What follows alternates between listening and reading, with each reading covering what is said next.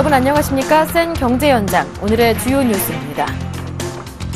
네, 올해 1분기 주택담보대출 잔액 증가액이 지난해 같은 기간에 3배를 넘어선 것으로 집계됐습니다. 네, 서울시가 내일부터 전국 최초로 분양권과 입주권의 실거래가를 온라인에 전격 공개합니다. 잠시 투데이 포커스에서 자세히 짚어보겠습니다. 네, 그동안 국내 투자자들에게 외면받았던 해외 주식형 펀드에 이달 들어 6,501억 원의 자금이 유입됐습니다. 네, 대형마트 주요 상품의 가격 변동 추이를 보여주는 가격 추적 앱이 개발됐습니다.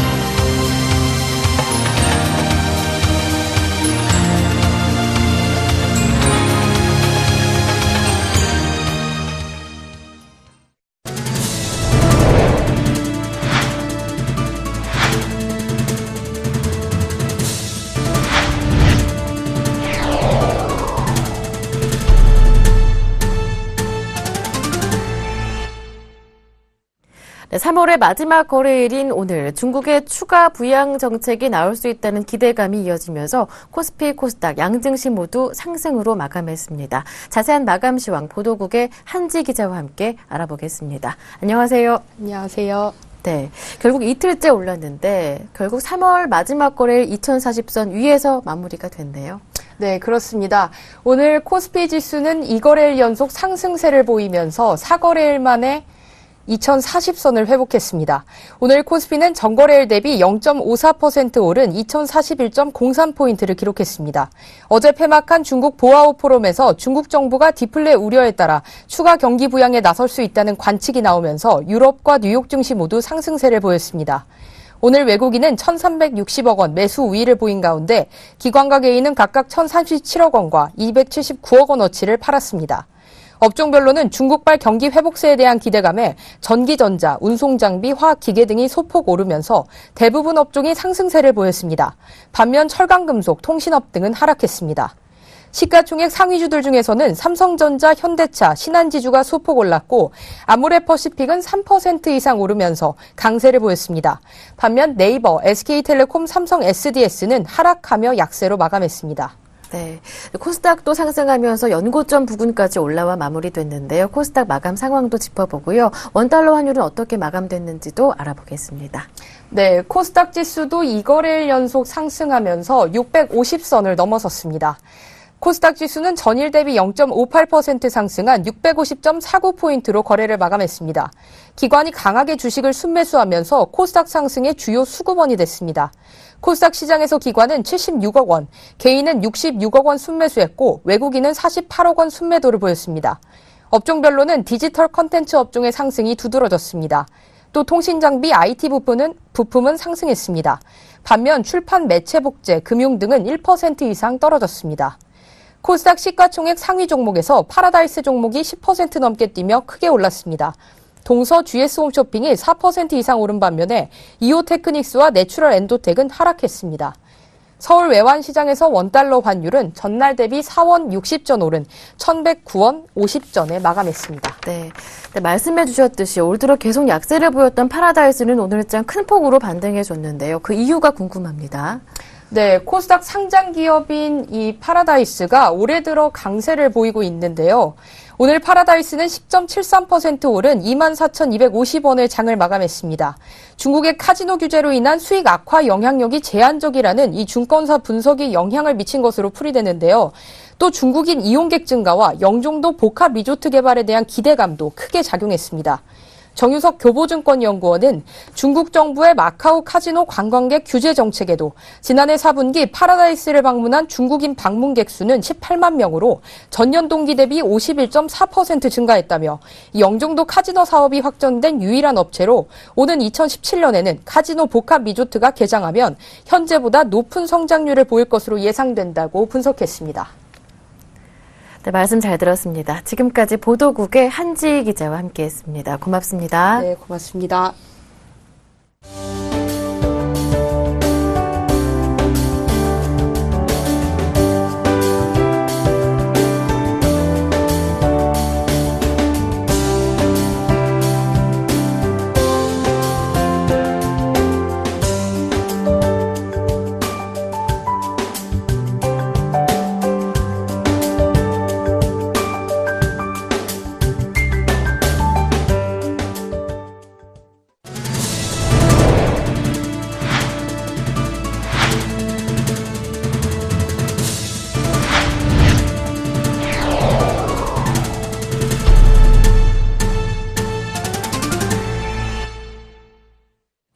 올해 1분기 주택담보대출 증가액이 323조 원으로 나타났습니다.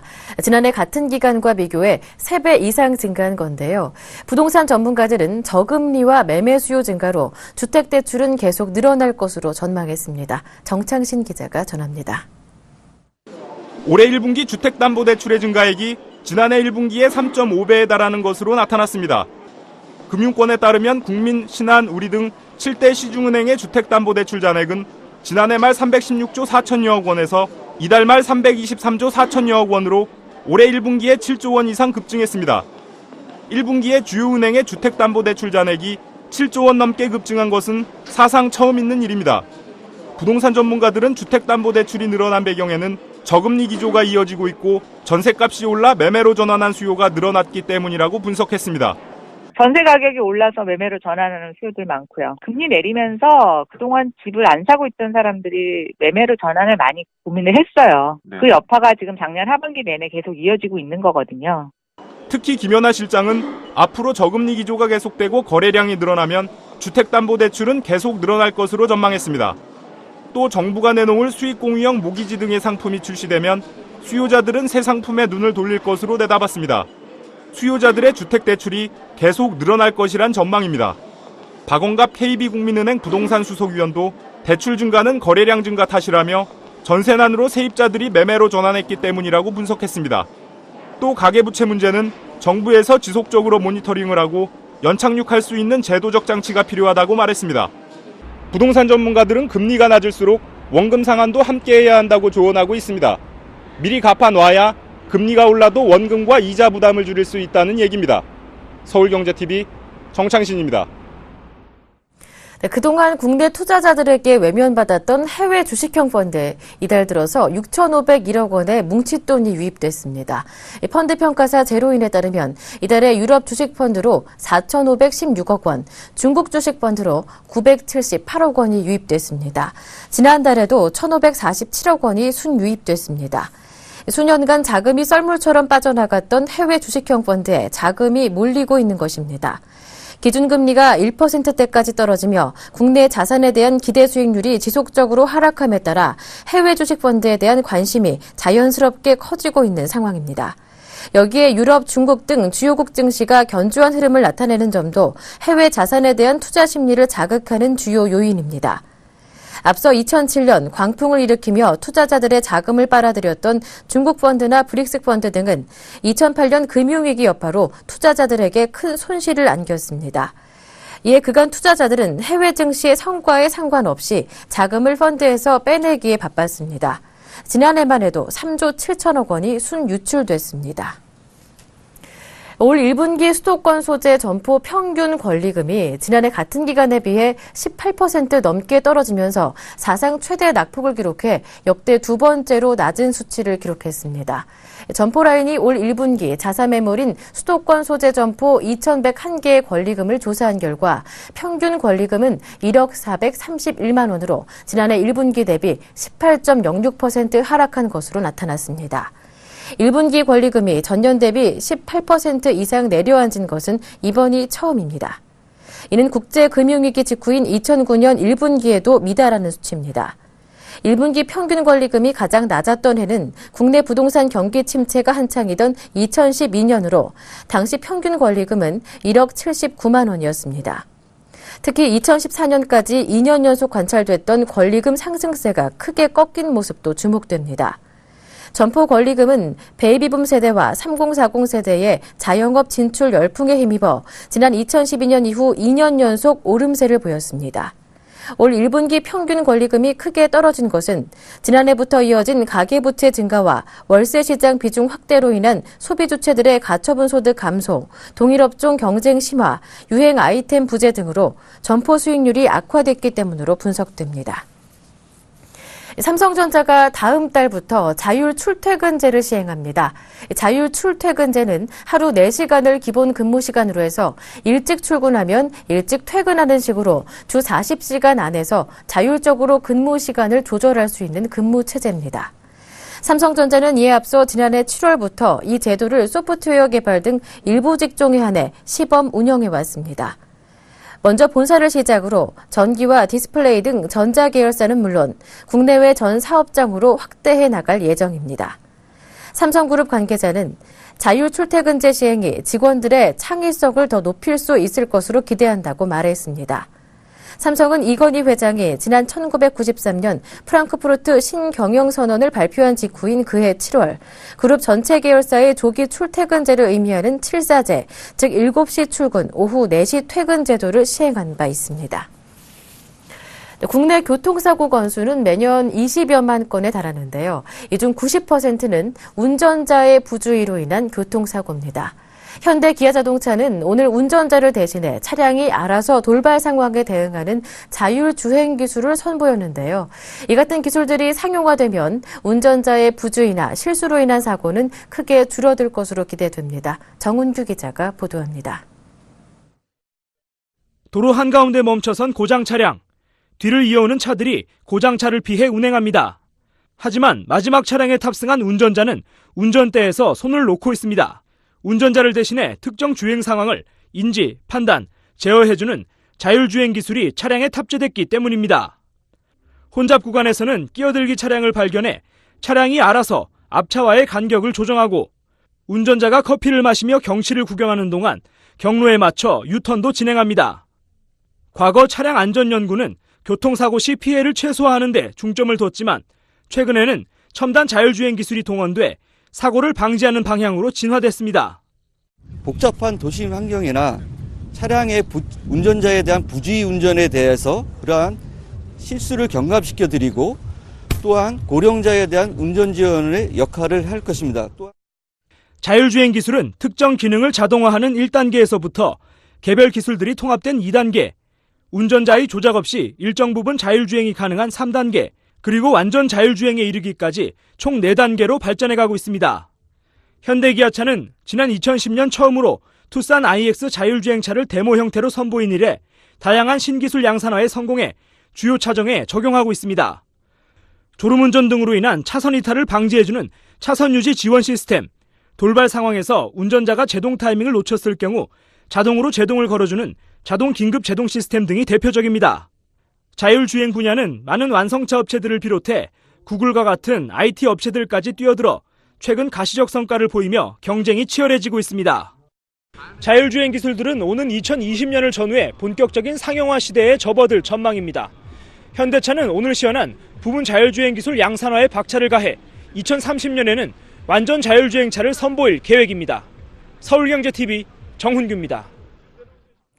장 보실 때 대형마트 찾는 분들 많으실 텐데요. 1+1이다, 특가 세일이다 해서 물건을 사놓고 막상 계산해 보면 더 비싼 경우가 허다했었죠. 앞으로는 대형마트의 꼼수 할인을 찾아보기가 힘들어질 전망입니다. 모든 대형마트의 과거 할인 판매 가격을 모두 알 수 있는 가격 추적 앱이 개발됐기 때문인데요. 한지혜 기자가 취재했습니다. 한 대형마트의 16주년 감사 대축제 행사. 국내산 활전복을 마리당 2,400원에 팔고 있습니다. 최대 50%까지 할인 판매한다는 행사 취지에 맞게 행사 직전 4,800원이었던 가격이 절반으로 떨어졌습니다. 그런데 대형마트 가격 추적기로 상품 기록을 역추적한 결과 할인 꼼수를 쓴 흔적이 드러났습니다. 2월 초 마리당 3,500원이었던 전복은 3월 초 3,000원에서 중순에는 2,600원까지 내려갔습니다. 하지만 행사 시작 당일날 갑자기 4,800원으로 가격을 끌어올렸고 하루 동안 절반 가격에 팔았지만 그 후에는 다시 원래 가격으로 올렸습니다. 반값 할인 행사 모양새를 갖추기 위해 눈속임을 한 것입니다. 대형마트 3사의 제품 가격을 추적할 수 있는 이 앱은 매일 인터넷에 올라오는 상품명과 가격을 자동으로 수집해 저장합니다. 때문에 대형마트별로 최근 일주일 동안의 평균 가격과 현재 가격까지 동시에 비교할 수 있습니다. 출시 초기에는 이마트만 제공했지만 최근에는 홈플러스에 이어 롯데마트로 서비스를 확대했습니다. 오프라인에서 어떤 물건을 봤을 때에는 가격이 막 왔다 갔다 하는 게 조금 둔감할 수가 있는데 온라인몰이다 보니까 눈으로 확인하는 게 제일 먼저 보는 게 이제 가격 정보 숫자고요. 사는 물건을 계속 사다 보니까 이게 왜 이렇게 가격이 많이 변동이 있을까라는 생각에 출시 2달 만에 이용자도 10,000명으로 부쩍 늘었습니다. 앞으로 마트뿐만 아니라 홈쇼핑이 운영하는 인터넷 쇼핑몰에서도 제품 가격 변화를 한눈에 볼 수 있을 전망입니다. 또 프로그램을 업그레이드해 바코드 서비스도 선보일 계획입니다. 일일이 제품명을 입력해야 했던 복잡한 검색에서 벗어나 스마트폰으로 바코드만 찍으면 바로 가격 동향을 알 수 있습니다. 대형마트의 상품 가격 변동을 알려주는 가격 추적기 앱이 등장하면서 이른바 마트들의 눈속임 할인은 발붙이기 어렵게 됐습니다. 서울경제TV 한지입니다. 최근 국내 아파트와 오피스텔 등에 외국인들의 투자가 늘어나고 있습니다. 제주도 등지에 중국인들의 부동산 투자가 활기를 띈 데 이어 상대적으로 잠잠하던 서울 도심권이나 수도권 경제 자유구역까지 관심이 높아지고 있는 것입니다. 대우건설이 분양한 서울 마포의 한 오피스텔은 전체 448실 가운데 20실가량을 국적이 다른 외국인 10명이 계약했습니다. 이 오피스텔 분양을 맡은 이월무 대표는 계약자 중에는 중국인이 가장 많고 캐나다, 미국, 러시아 등 다양하다고 말했습니다. 삼성물산이 용산에서 분양 중인 주상복합아파트에는 외국 국적의 교포와 외국인 등 5명이 계약했습니다. 다른 2명의 외국인은 국내 은행에서 중도금 대출을 받지 못해 계약을 포기하기도 했습니다. 삼성물산 관계자는 국내의 사업 등의 목적으로 왕래가 있는 교포들이 주로 투자를 했다며 임대 등의 용도로 사용할 것 같다고 설명했습니다. 인천경제자유구역에서는 투자 이민 목적의 외국인의 투자가 성사됐습니다. 포스코건설이 분양한 송도의 2 아파트도 각 한 가구씩 중국인이 가계약을 했습니다. 이 회사는 뉴커드를 중심으로 국내 부동산에 대한 관심이 높아지고 있어 중국 등 외국인 대상 마케팅을 강화할 방침입니다. 이란 핵협상이 타결 시한을 하루 앞두고 막판 줄다리기를 벌이고 있습니다. 이란과 주요 6개국 외무장관들은 현지 시간으로 30일 스위스 로잔에서 전체 회의를 열고 남은 쟁점을 집중 논의했습니다. 양측은 핵협상의 타결 시한을 오늘로 잡고 있습니다. 양측은 이란의 원심 분리기 감축 규모, 이란의 원자력 연구개발 사찰, 대이란 제재 해제 시기와 조건 등을 핵심 쟁점을 놓고 막판까지 치열한 기싸움을 벌이고 있습니다. 이란 핵협상이 타결되면 국제유가가 추가 하락할 것으로 전망됩니다. 서방의 경제 제재로 수출이 제한됐던 이란산 원유가 시장에 쏟아져 나오기 때문입니다. 이 같은 전망에 힘입어 국제유가는 일제히 하락했습니다. 뉴욕 상업거래소에서 5월 인도분 서부 텍사스산 원유는 전날 대비 0.4% 하락한 배럴당 $48 68센트로 마감했고 런던 ICE 선물시장에서 5월 인도분 브렌트유는 0.2% 떨어진 배럴당 $56 29센트에서 거래를 마쳤습니다. 뉴욕 증시도 상승했습니다. 뉴욕 증권거래소에서 다우지수는 전날 대비 1.49% 오른 17,976.31로 종료됐고 S&P 500 지수와 나스닥 지수도 나란히 상승 마감했습니다. 아시아 인프라투자은행 출범을 앞두고 중국 위안화에 관심이 모아지고 있는 가운데 국제 결제에서 차지하는 위안화 비중은 1.8%로 소폭 하락한 것으로 나타났습니다. 지난 1월 위안화 비중은 2.2%로 캐나다 달러화와 호주 달러화를 제치고 5위로 부상했지만 지난달에는 7위로 밀려났습니다. 이 같은 위안화 비중 하락은 중국 설 연휴에 따른 계절적 요인에서 비롯된 것으로 분석됩니다. 딤섬본드로 불리는 역외 발행 위안화 채권 규모가 올 들어 급격히 줄어들고 있어 추가 하락할 가능성도 제기됩니다.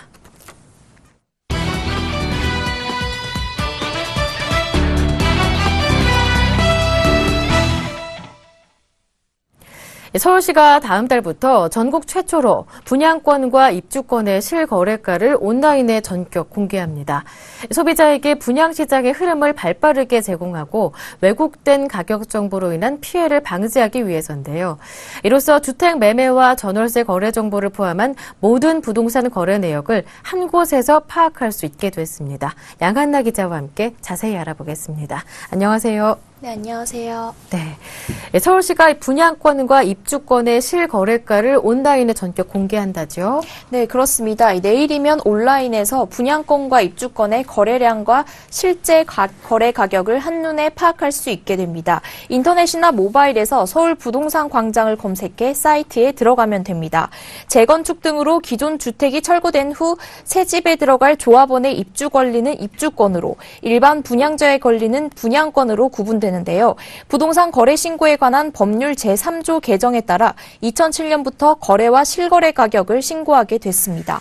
네, 그동안 다른 기관에서는 이렇게 거래가를 공개한 적이 한 번도 없었던 것으로 알고 있는데요. 서울시가 최초인 거죠? 네, 그동안 분양권과 입주권의 전매 자료는 주택 매매와 달리 거래 대상이 실체가 없다는 이유로 공개되지 않았었는데요. 민간 부동산 포털은 물론 정부와 타 지자체에서도 거래 내역을 공개하지 않았습니다. 그러던 것을 서울시가 최초로 공개하게 된 것입니다. 이로써 기존 부동산 매매나 전월세 거래 신고 자료, 그리고 실거래 가격은 물론 분양권과 입주권의 전매 거래 내역까지 모두 아까 말씀드린 서울 부동산 정보광장 홈페이지에서 확인할 수 있게 됩니다. 네, 이렇게 서울시가 전국 최초로 분양권과 입주권의 실거래가를 공개하게 된 이유를 자세하게 들어볼까요? 네, 최근 부동산 시장에 대한 수요자들의 관심이 매매 시장에서 분양 시장으로 옮겨가면서 시민들이 부동산 시장의 흐름 변화에 발빠르게 대응하는 것을 돕고 또 왜곡된 가격 정보로 인해 피해를 입는 것을 방지하기 위해서입니다. 남대현 서울시 토지관리과장은 그동안 서울 부동산 정보광장에서 분양권과 입주권의 거래량과 거래 가격 정보도 확인하고 싶다는 시민들의 요구가 이어져 다음 달부터 공개하게 됐다면서 시민 주거 생활과 밀접한 부동산 정보를 보다 다양하고 보기 쉽게 제공해 서민 피해를 방지하고 부동산 시장 안정화에도 기여하겠다고 말했습니다. 네, 그럼 앞으로 소비자들이 분양받으려고 할 때 전보다 훨씬 편해지겠네요. 네, 맞습니다. 우선 이렇게 되면은 분양권 실거래 가격을 정확하게 확인할 수 있어서 프리미엄으로 웃돈이 얼마나 붙었는지 쉽게 파악할 수 있게 돼서 혼란이 줄어들고요. 또 분양권을 싸게 사서 비싸게 되파는 이른바 떴다방 등의 소비자 피해를 예방할 수 있게 됩니다. 네, 말씀해 주셨던 이 서울 부동산 정보광장 홈페이지에 들어가면 확인할 수 있다고 하셨는데 좀 구체적으로 방법을 알아볼까요? 네, 우선 분양권과 입주권의 거래 정보는 실거래 가격과 거래량 이 두 분야로 확인이 가능한데요. 거래 가격은 아파트, 거래량은 모든 주택을 대상으로 합니다. 실거래 가격은 서울 부동산 정보광장 홈페이지에서 상단의 부동산 실거래가에 들어간 뒤 실거래가 매물 시세란의 아파트를 클릭하면 거래 단지별로 확인이 가능합니다. 아파트의 단지명을 선택하면 시기별로 거래된 아파트 분양권과 입주권의 전매 가격 정보를 볼 수 있습니다. 거래량은 마찬가지로 부동산 실거래가에서 부동산 거래 현황을 들어간 뒤 분양권, 입주권 전매를 클릭하면 자치구별 월별로 확인할 수 있습니다. 네. 또 서울시는 분양권과 입주권의 매매 계약을 실거래가 신고 대상에 포함하도록 개정한 부동산 거래 신고에 관한 법률 제3조에 따라 2007년 6월 29일 이후에 모든 자료를 소급 공개합니다. 부동산 거래 신고는 2006년 1월 1일부터 시행돼 모든 자료를 공개하고 있습니다. 네, 말씀 잘 들었습니다. 지금까지 보도국의 양한나 기자와 함께했습니다. 고맙습니다. 네, 감사합니다.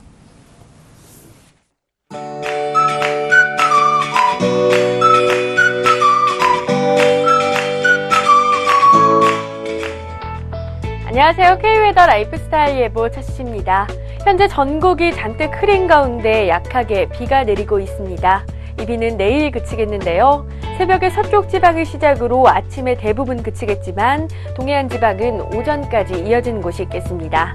내일까지 예상되는 비양은 제주도와 남해안이 5에서 10, 그 밖에 전국은 5mm 내외로 적겠습니다. 비가 내리면서 내일은 전국의 미세먼지 농도가 보통 수준을 회복하겠습니다. 내일 우리나라는 기압골의 영향에서 벗어나 중국 북부지방에서 동진하는 고기압의 가장자리에 들겠습니다. 그럼 자세한 지역별 내일 날씨는 나절 예보를 통해 알아보겠습니다.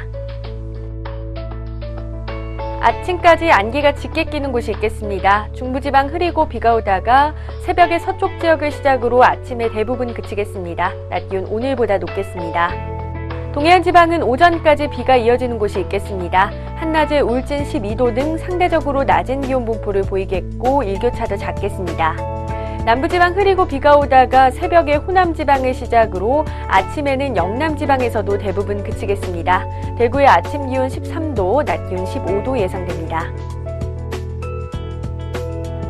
해상으로도 비 소식이 있고요. 물결은 남해와 동해상에서 최고 3m로 높게 일겠고 서해상에서는 최고 2m로 비교적 낮은 수준이 되겠습니다. 다음 주 초까지 비 소식이 잦은데요. 모레 목요일부터 다시 차츰 비가 내리기 시작해 금요일까지도 비가 오겠고요. 토요일부터 비가 오기 시작해 식목일인 일요일과 한식인 월요일까지도 비가 이어질 전망입니다. 날씨였습니다.